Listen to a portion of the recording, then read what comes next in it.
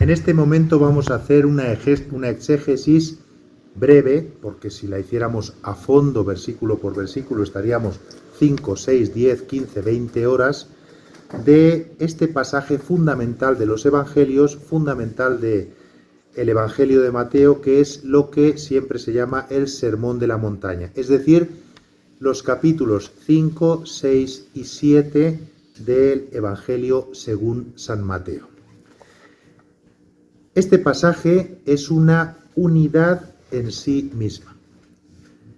Mateo primeramente nos ha presentado la genealogía de Jesús, luego nos ha dado su bautismo, nos ha puesto a Jesús ante la tentación, nos lo ha situado en Galilea, que es donde él va a comenzar su vida apostólica, como se la suele llamar, e inmediatamente él llama a sus primeros discípulos y hace esta proclamación solemne que llamamos el Sermón de la Montaña, que ocupa estos capítulos 5 a 7 de Mateo.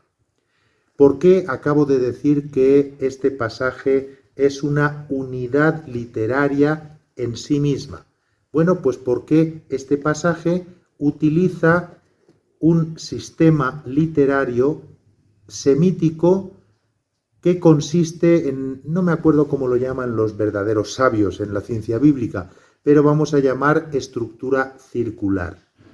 Es decir, que el pasaje comienza y termina de un modo análogo, idéntico.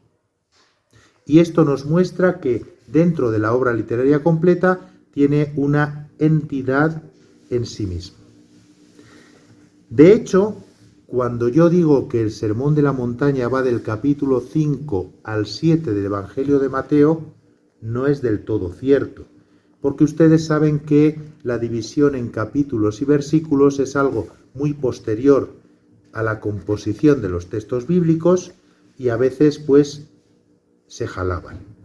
En concreto, nuestro pasaje comienza no en el versículo 5:1, sino en el versículo 4:25 del Evangelio de San Mateo, que dice así: lo seguía una gran multitud de Galilea, la Decápolis, Jerusalén, Judea y Transjordania.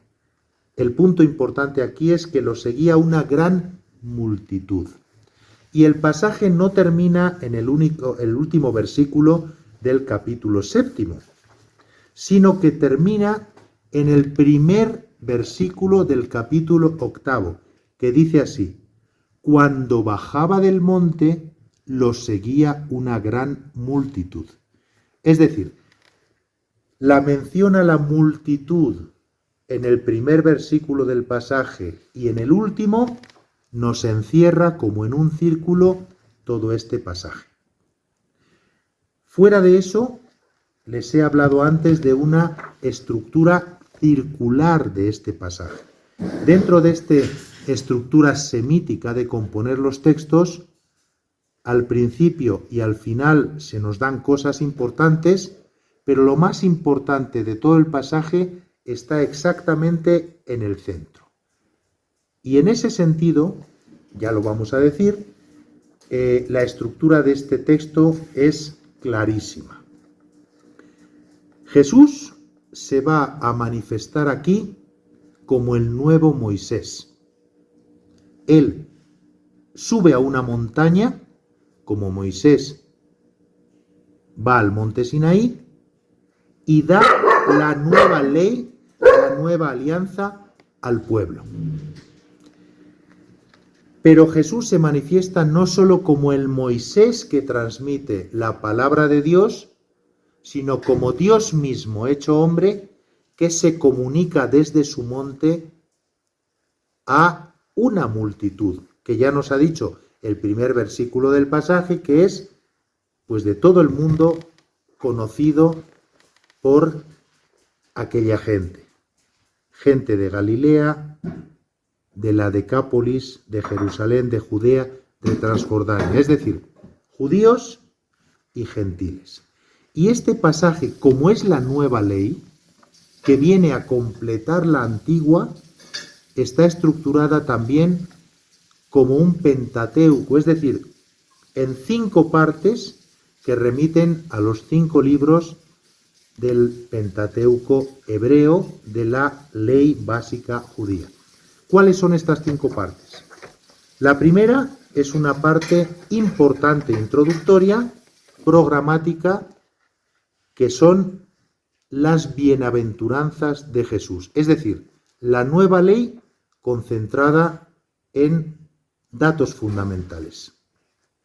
A esa primera parte le corresponde al final del texto una parénesis de Jesús sobre la recta conducta, sobre cómo se pone en práctica en la vida cotidiana eso que afirman en frases concisas las bienaventuranzas. ¿Sí? Primera y segunda parte de este Pentateuco. En el medio, en la posición más importante de todas, está la tercera parte, la más importante, que es el texto del Padre Nuestro. Jesús ha explicado que no habléis con innúmeras palabras como... sed concisos, concretos. Y él dice el Padre Nuestro, el centro de todo este pasaje al que enmarcan las bienaventuranzas y las normas de conducta buena que tienes que tener. Ya tenemos 3 partes de este Pentateuco de 5 partes. Y las otras 2 partes están detrás de la primera y antes del punto central, que es el Padre Nuestro, antes de la última y antes también del punto central, que es el Padre Nuestro. Son precisiones a lo dicho.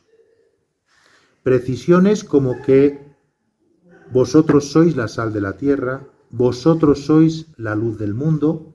Algo muy importante antes de enunciar el Padre Nuestro.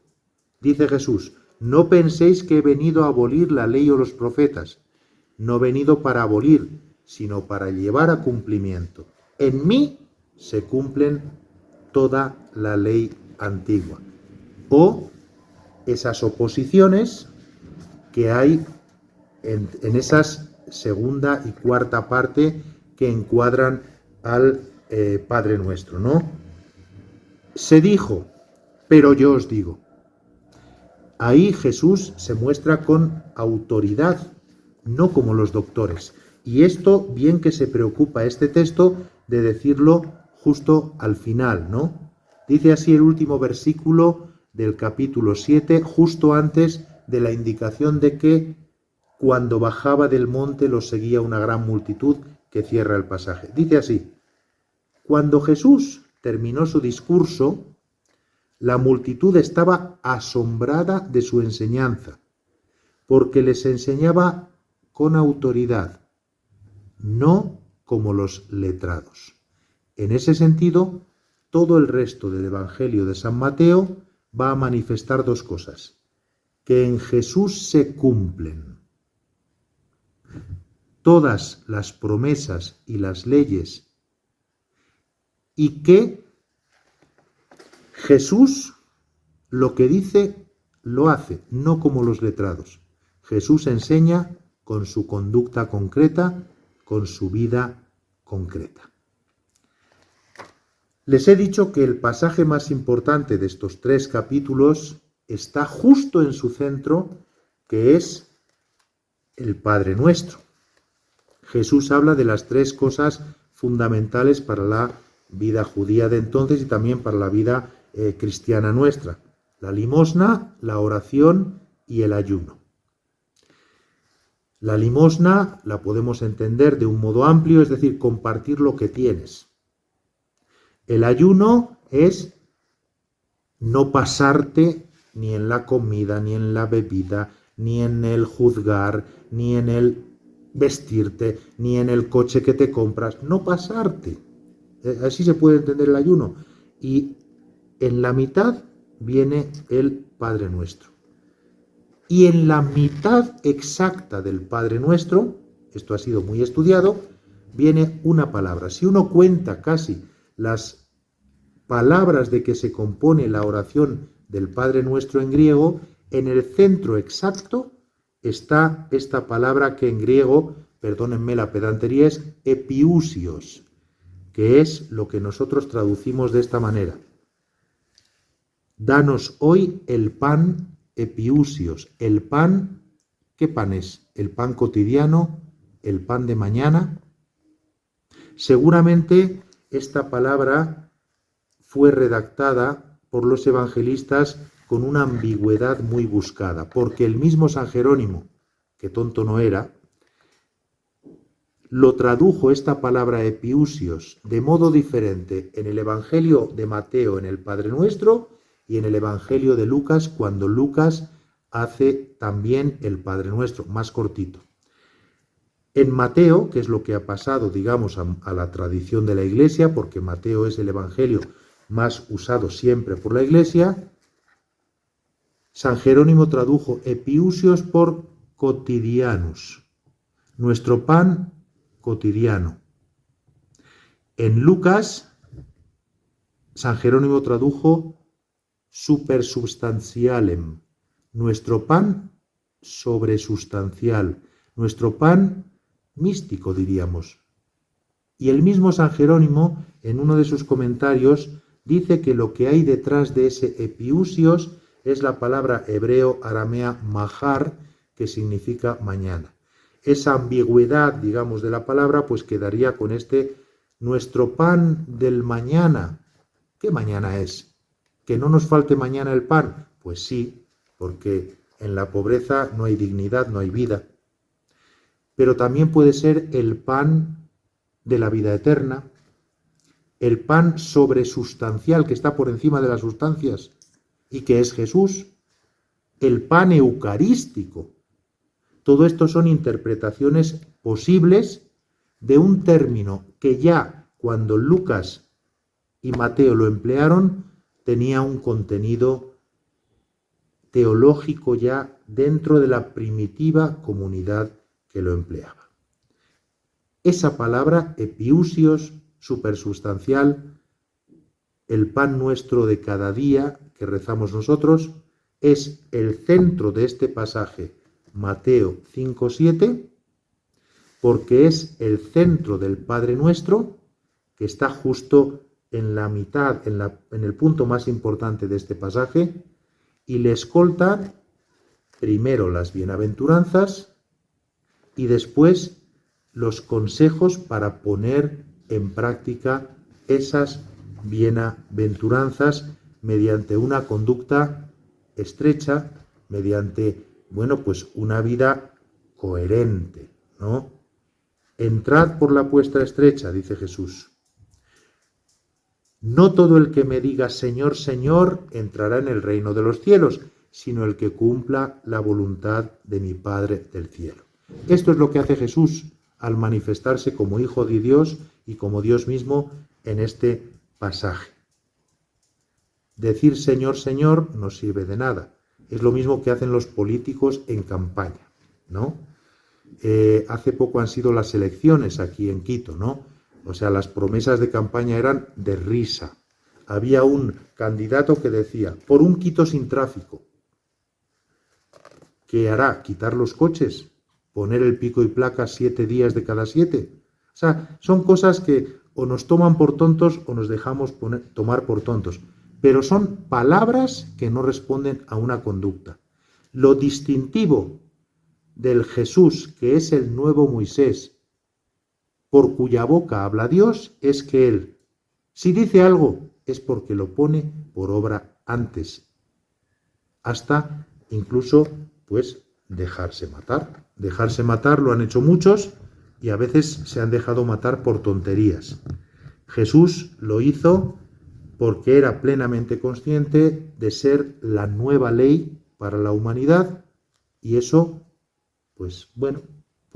exigía el sacrificio de su vida y luego nos trajo su resurrección. Y todo eso está concentrado, las 1200 páginas de todo el Nuevo Testamento están concentradas en esta nueva ley de estos capítulos de Mateo. igual que dentro del Pentateuco, los 5 libros de Moisés, la revelación de Dios a Moisés y la salvación de Dios del pueblo mediante el Éxodo ocupan pocas páginas, pero son como la sal que le da sabor a todo el Pentateuco. Como les decía, podríamos seguir hablando horas, días, podríamos hacer un cursillo de 6 meses sobre este pasaje, fijándonos en cada detalle. Lo han hecho en 2000 años de historia muchos teólogos, muchas personas, muchos literatos, también ateos, ¿por qué no? Porque estamos hablando de un texto literario, pero yo ya lo dejo aquí. Gracias por escucharme, aunque dudo mucho que muchos hayan pasado del minuto 2 y estamos en el 15. Gracias.